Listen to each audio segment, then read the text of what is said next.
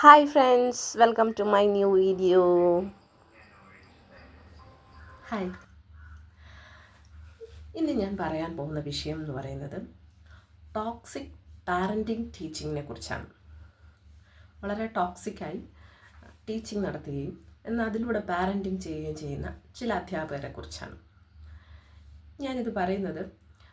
എൻ്റെ ഞാൻ പ്ലസ് ടുവിന് പഠിച്ചത് ഗവൺമെൻറ് ഹയർ സെക്കൻഡറി സ്കൂൾ കല്ലാച്ചിയാണ്. അവിടെ ആ സമയത്തുണ്ടായിരുന്ന ഒരു എക്കണോമിക്സിൻ്റെ ഒരു അധ്യാപകനുണ്ടായിരുന്നു. പുള്ളിയുടെ പേര് ഞാൻ പറയുന്നില്ല. എക്കണോമിക്സിൻ്റെ അധ്യാപകനാണെങ്കിലും സയൻസിലെയും കോമേഴ്സിലെയും ഹ്യൂമാനിറ്റീസിലെയും മുഴുവൻ കുട്ടികളെയും സന്മാർഗം പഠിപ്പിച്ചിരുന്നത് അദ്ദേഹമായിരുന്നു. ഇദ്ദേഹം വളരെ ടോക്സിക് ആയിട്ടാണ് എനിക്ക് ഫീൽ ചെയ്തിട്ട്. അദ്ദേഹത്തിൻ്റെ ഒരു പ്രത്യേകത എന്താണെന്ന് വെച്ചാൽ, ആസ് എ ടീച്ചർ എന്നുള്ള നിലയിൽ ഹീസ് വെരി അടിപൊളിയാണ്. നല്ല സബ്ജക്റ്റൊക്കെ നല്ല നോളജ് നന്നായി പഠിപ്പിക്കും. കുട്ടികൾക്കത് പഠിക്കണം എന്നുള്ള താല്പര്യമൊക്കെ ഉണ്ട്. അതൊക്കെ ശരിയാണ്, നല്ല മോട്ടിവേറ്റിംഗ് തന്നെയാണ്. പക്ഷേ ഇദ്ദേഹത്തിൻ്റെ ഒരു സാൻമാർഗിക പാഠമുണ്ട്. ഇതിനെ കൂടാതെ ഒരു സ്കൂളിൽ മൊത്തമായി ഇങ്ങനെ നിറഞ്ഞു നിൽക്കുന്ന ഒരു സാൻമാർഗിക ക്ലാസ്സൊക്കെ കൊടുക്കുന്ന ഒരു സാറാണ്. സാറിൻ്റെ പ്രത്യേകത എന്താണെന്ന് വെച്ച് കഴിഞ്ഞാൽ, ആ കാലഘട്ടത്തിൽ ഇങ്ങനെയായിരുന്നു. ആ സ്കൂളിൽ മുഴുവൻ ഒരു ആരെങ്കിലും ലവ് ചെയ്യുന്നുണ്ടെങ്കിൽ, ലവ് റിലേഷൻഷിപ്പൊക്കെ കുട്ടികളുടെ ഇടയിലുണ്ടെങ്കിൽ അതൊക്കെ തിരഞ്ഞു പിടിച്ച് കൊണ്ടുവന്ന് അത് പൊട്ടിച്ച് ബ്രേക്ക് ചെയ്ത് കൊടുക്കുന്ന ഒരു സാറായിരുന്നു പുള്ളി. അതാണ് ഞാൻ ആദ്യം പറഞ്ഞത്. ഒരു സന്മാർഗിക ക്ലാസ്സൊക്കെ മുഴുവനായിട്ട് ഒരു സ്കൂളിന് എടുത്തു കൊടുക്കുന്ന ഒരു അധ്യാപകനായിരുന്നു അദ്ദേഹം. അപ്പോൾ ഇത് കേൾക്കുമ്പോൾ തോന്നും, ടീച്ചേഴ്സ് അല്ലേ നമ്മൾ ഇതുപോലത്തെ മിസ്റ്റേക്കുകളും കാര്യങ്ങളൊക്കെ കുട്ടികൾക്ക് തുടക്കകാലത്ത് വരുമ്പോൾ തിരുത്തി കൊടുക്കേണ്ടത് എന്നുള്ളത്. തീർച്ചയായും അവർ തന്നെയാണ് ചെയ്യേണ്ടത്, അവർക്കതിന് ഉത്തരവാദിത്വമുണ്ട്. പക്ഷേ ഇന്നത്തെ ഒരു കാലഘട്ടത്തിൽ അതിന് എത്ര പരിധി ഉണ്ടെന്ന് എനിക്കറിയില്ല. ഞാൻ പഠിച്ചിരുന്ന സമയത്ത് ഇദ്ദേഹത്തിൻ്റെ ഒരു പ്രത്യേക രീതി എന്തായിരുന്നു വെച്ചാൽ, ഇപ്പോൾ കൊമേഴ്സിലൊരു കുട്ടിയും സയൻസിലൊരു കുട്ടിയും തമ്മിലാണ് അഫെയർ കാര്യങ്ങൾ എന്തെങ്കിലും ഡെവലപ്പ് ചെയ്തതെന്ന് വിചാരിക്കും. അവരതറിഞ്ഞ ഉടൻ ഓരോ ക്ലാസ്സിൽ ഓരോ സ്പൈനെ വെക്കും. അവർക്കൊരു സ്പൈ ഉണ്ടാവും, ഒരു ചാരൻ അല്ലെങ്കിൽ ചാര. അവരെ തിരഞ്ഞുപിടിച്ച് അവരുടെ അടുത്ത് കാര്യങ്ങളൊക്കെ ചോദിച്ച് ഈ കുട്ടികളെ സ്റ്റാഫ് റൂമിലേക്ക് വിളിച്ചുകൊണ്ട് വന്നിട്ട് പൊതുവായിട്ട് എല്ലാ ടീച്ചേഴ്സിൻ്റെ മുമ്പിലിട്ടുകൊണ്ട് എന്ത് ചെയ്യുന്ന കണ്ടിട്ടുണ്ട്? ഹരാസ് ചെയ്യുക, ഇവരുടെ പ്രണയത്തെ ബ്രേക്ക് ചെയ്യുക. ഇതാണ് ഉദ്ദേശം. നിങ്ങൾ എന്തിനു പ്രണയിച്ചു, നിങ്ങളെ പ്രശ്നം എന്താണ്, നിങ്ങൾ അങ്ങനെയാണ് ഇങ്ങനെയാണ്, എല്ലാവരുടെ മുമ്പിൽ വെച്ചിട്ട് കളിയാക്കുക. ഇൻ്റർവെൽ സമയത്തും ഉച്ചയ്ക്ക് ലഞ്ച് ബ്രേക്കിനൊക്കെ വിളിച്ചുകൊണ്ട് വന്ന് ഫുൾ വഴക്കും ബഹളവും. ഞാനത് നേരിട്ട് ഒരു പ്രാവശ്യം ഒരു നോട്ട്ബുക്ക് സബ്മിറ്റ് ചെയ്യാൻ വേണ്ടി ഇൻ്റർവെല്ലിന് പോയപ്പോൾ ഞാനിത് വിറ്റ്നസ് ചെയ്തിട്ടുണ്ട്. മറ്റു 2 പേരെ ഇങ്ങനെ വിളിച്ച് നിർത്തിയിട്ട് ഹരാസ് ചെയ്ത് വിടുന്നത് ഞാൻ കൃത്യമായിട്ട് കണ്ടിട്ടുണ്ട്. പക്ഷെ അന്ന് നമുക്ക് പ്രതികരിക്കാനൊന്നും അറിയില്ല. കാരണം മെജോറിറ്റിയും ഇദ്ദേഹത്തെ സപ്പോർട്ട് ചെയ്യുന്ന ആൾക്കാരായിരുന്നു ആ സമയത്ത് ഉണ്ടായിരുന്നത്. സ്റ്റാഫ് റൂമിൽ തന്നെ ഇദ്ദേഹം ഒരു നന്മമരാണ്.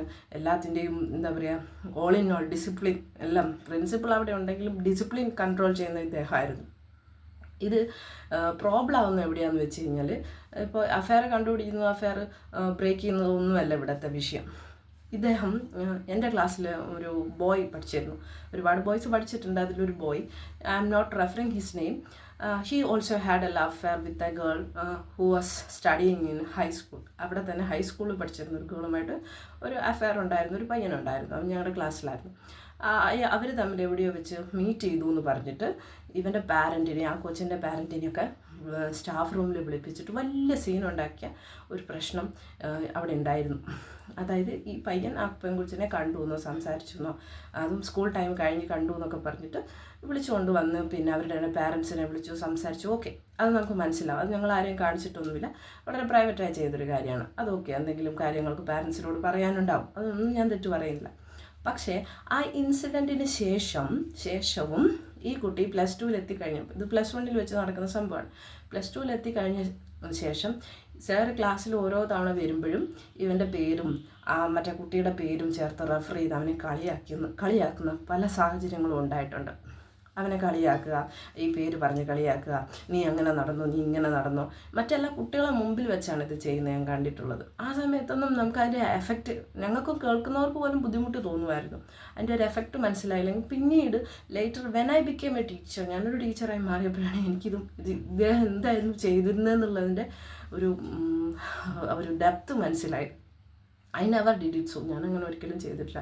അപ്പോഴേക്കും ഞാനൊക്കെ 2024 ഒക്കെ ടീച്ചേഴ്സൊക്കെ അപ്ഡേറ്റ് ആയി വരുമ്പോഴത്തേനും ഒരുപാട് ലോ ആൻഡ് ഓർഡർ കാര്യങ്ങൾ ടീച്ചിങ് ഫീൽഡിലൊക്കെ ഒരുപാട് മാറ്റങ്ങൾ നടന്നിട്ടുണ്ട്.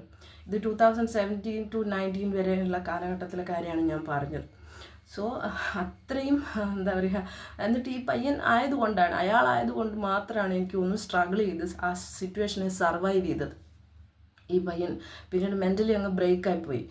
പക്ഷെ അവനത് പുറമെ കാണിച്ചൊന്നുമില്ല. കുറച്ച് ധൈര്യമൊക്കെ സംഭരിച്ച് വെച്ച് പഠിക്കുകയൊക്കെ ചെയ്തു. ഡിഗ്രി എടുത്തു, അവിടെ നിന്ന് എല്ലാവരും പാസ് ഔട്ടൊക്കെ ആയി PG ഒക്കെ എടുത്തു, BEd ഒക്കെ ചെയ്തു. അവൻ now he's working as A higher secondary school teacher. അയാൾ ആ സാറ് ഇരുന്ന് അതേപോലത്തെ ഒരു പോസ്റ്റിൽ ഇന്ന് മലപ്പുറത്ത് ഹയർ സെക്കൻഡറി അധ്യാപകനായിട്ട് വർക്ക് ചെയ്യുന്നു. ആ ബോയിനെ സംബന്ധിച്ചിടത്തോളം, അന്ന പയ്യനായിരുന്നു ഇന്ന അധ്യാപകനെ സംബന്ധിച്ചിടത്തോളം അയാൾ വളരെ സ്ട്രോങ് ആയിരുന്നിരിക്കാം. അയാൾ സ്ട്രോങ് ആയതുകൊണ്ട് തന്നെയാണ് അയാൾക്ക് അത്രയും കളിയാക്കലുകളും കുറ്റപ്പെടുത്തലുകളും എല്ലാവരും മുമ്പിലിട്ട് ഹരാസ്മെൻറ്റും ഒക്കെ കൊടുത്തിട്ടും അയാൾ അതിനെയൊക്കെ അതിജീവിച്ച് വീണ്ടും പഠിച്ച് ഒരു മിടുക്കനായി. ആ പയ്യൻ എന്നോട് പേഴ്സണലി സംസാരിച്ചിട്ടുണ്ട് പിന്നീട്. അവരോടൊക്കെയുള്ള ഒരു വാശിയും സ്പിരിറ്റും ജയിക്കാനുള്ള ഒരു പവറും ഒക്കെയാണ് അവനെ ഇന്നൊരു ഹയർ സെക്കൻഡറി അധ്യാപകനാക്കി മാറ്റിയത്. പക്ഷേ എല്ലാവർക്കും അതുപോലെ സാധിക്കണമെന്നില്ല, അത്രയും കഴിവുണ്ടാവണമെന്നില്ല, അത്രയും മെൻ്റൽ പവർ ഉണ്ടാവണമെന്നില്ല, അതുപോലെ ജയിക്കാനുള്ള വാശിയും പോരാടാനുള്ള കഴിവുണ്ടാവണമെന്നില്ല. അപ്പോൾ ഇതുപോലെ പൊട്ടിച്ചെറിഞ്ഞ ഒരുപാട് പ്രണയബന്ധങ്ങളുടെ പേരിൽ ചില മനസ്സുകളെയും ചില അധ്യാപകർ ഇതുപോലെ പൊട്ടിച്ച് കളയാറുണ്ട്. പിന്നീട് ഞാൻ വർക്ക് ചെയ്ത സ്ഥലത്ത് ഇത്രയും സ്ട്രോങ് ആയിട്ടുള്ള ആറ്റിറ്റ്യൂഡുള്ള, ഇത്രയും ടോക്സിക് ആറ്റിറ്റ്യൂഡുള്ള അധ്യാപകരെ കണ്ടിട്ടില്ല. But now I am share this. ഇനി ആരെങ്കിലും ഇങ്ങനെയൊക്കെ കാണുന്നുണ്ടെങ്കിൽ, സാറ് ഭയങ്കര നൊട്ടോറിയസ് ആയിരുന്ന സമയത്തൊക്കെ, ഫേമസ് ഓൾസോ നൊട്ടോറിയസ് എന്ന് പറയേണ്ടി വരും. അപ്പോൾ ഇതുപോലെ ഉള്ള ടോക്സിക് ആയിട്ടുള്ള പാരൻറ്റിങ് ചെയ്യുകയാണ് എന്നുള്ള ബോധ്യത്തോടു കൂടി നിങ്ങൾ ചെയ്തോളൂ. പക്ഷെ അത് ടോക്സിക് ആവാതെ കൂടി നോക്കണമെന്നാണ് എൻ്റെ ഒരു പേഴ്സണൽ അഭിപ്രായം. And I hope you have enjoyed the thought. Thank U.